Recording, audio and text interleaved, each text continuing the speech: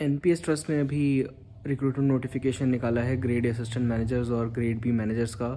और मैं खुद पीएफआरडीए में असिस्टेंट मैनेजर हूँ ग्रेड ए पिछले 3.5 साल से। तो मैंने सोचा एक कुछ वीडियो सीरीज़ टाइप की बनाऊँ कुछ लोगों को गाइड करने के लिए कि है क्या चीज़।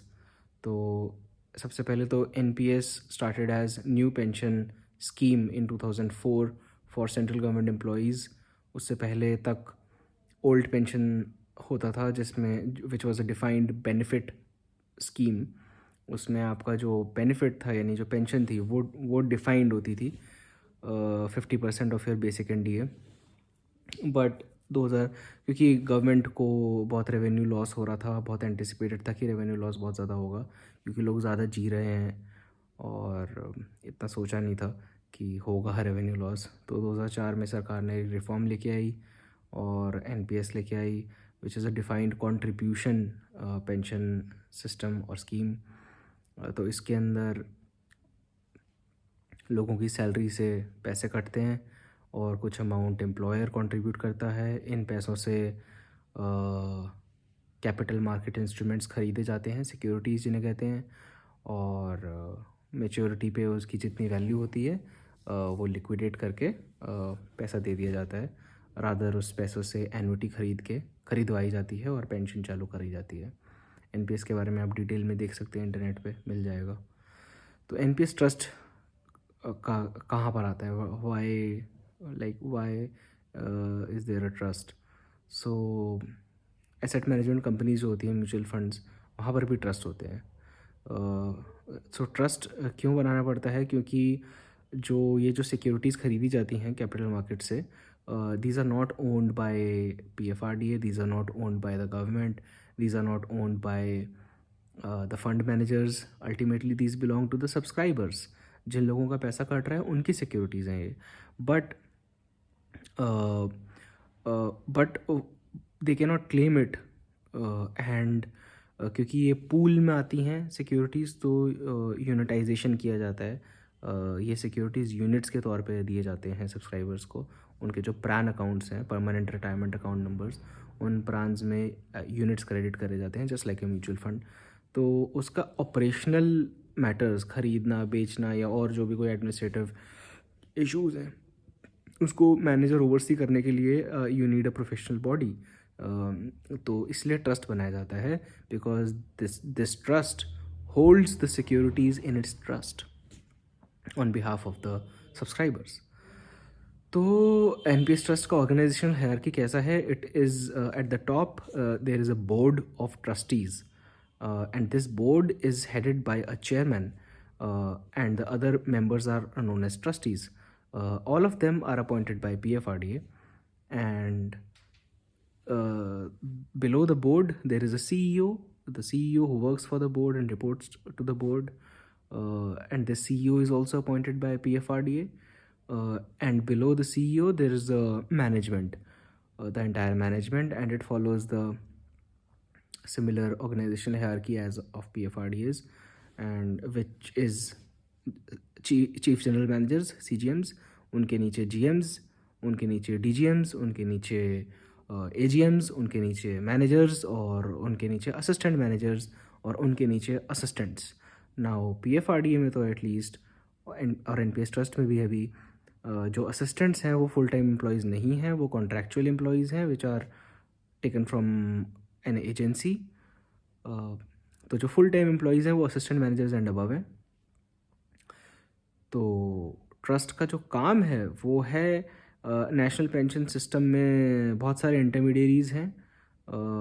आप अगर PFRDA वेबसाइट पे जाओगे या एनपीएस ट्रस्ट वेबसाइट पे जाओगे तो आपको नेशनल पेंशन सिस्टम का एक आर्किटेक्चर का डायग्राम दिखेगा। दो डायग्राम्स हैं, एक गवर्नमेंट के लिए और एक नॉन गवर्नमेंट के लिए। तो वहाँ पर आप देखोगे कि बहुत सारे इंटरमीडियरीज़ हैं। These intermediaries are nothing but companies जो अपना अलग अलग काम कर रहे हैं सिस्टम में as per the process, laid down process. तो एनपीएस ट्रस्ट जो है वो एक तरह से it's not a regulatory body. Okay, PFRDA is a regulatory body, NPS Trust is not a regulatory body. In fact, NPS Trust is a regulated intermediary of PFRDA. तो PFRDA makes regulations for NPS trust, और PFRDA NPS trust का inspection भी करता है, audit भी कर सकता है. So this thing is should be clear. But NPS trust is also kind of a regulator, you can say. Not really a regulator, but a kind of an overseeing body, overseeing office that oversees the entire national pension system and all the intermediaries involved in that system. तो जो main फ़र्क है वो है कि NPS trust के जो लोग हैं वो काफ़ी ज़्यादा ऑपरेशनल लेवल पे इन्वॉल्व होते हैं डिफरेंट इंटरमीडियरीज के साथ. They hardly make any policy because वो रेगुलेटर का रेल्म है, but they are heavily involve in the operational activities, you know. तो उनका ज़्यादा इंटरफेस रहता है इंटरमीडियरीज के साथ. They know what are the problems, they know what are the solutions, they know what's happening. तो वो PFRDA को रिकमेंड भी करते हैं कि आप ये दिक्कतें आ रही हैं, आप ये पॉलिसी चेंज कर सकते हैं, इस तरह की चीज़ें. और एक और इम्पॉर्टेंट चीज़ ये भी है कि NPS trust can also conduct inspections and audits of these intermediaries. तो ट्रस्ट के पास भी ये पावर्स हैं और PFRDA के पास भी ये पावर्स हैं. एक और चीज़ जो मैं मेंशन करना चाहता हूँ वो ये है कि PFRDA act is scheduled for an amendment, जो कि पार्लियामेंट के पिछले सेशन में होना था, बट वो कट शॉर्ट हो गया था और विंटर सेशन हुआ नहीं. तो नेक्स्ट बजट सेशन है 2021 में, अभी फेब में. होपफुली आई डोंट नो अगर वो PFRDA एक्ट आएगा बिजनेस ऑफ द हाउस में कि नहीं, but there is an amendment scheduled. And उस अमेंडमेंट में PFRDA और NPS ट्रस्ट का सेपरेशन की बात कही थी. ये फाइनेंस मिनिस्टर ने अपने पिछली बजट स्पीच में भी बोला था. तो जो division of powers and responsibilities हैं वो शायद और क्लियर हो जाए आफ्टर द अमेंडमेंट.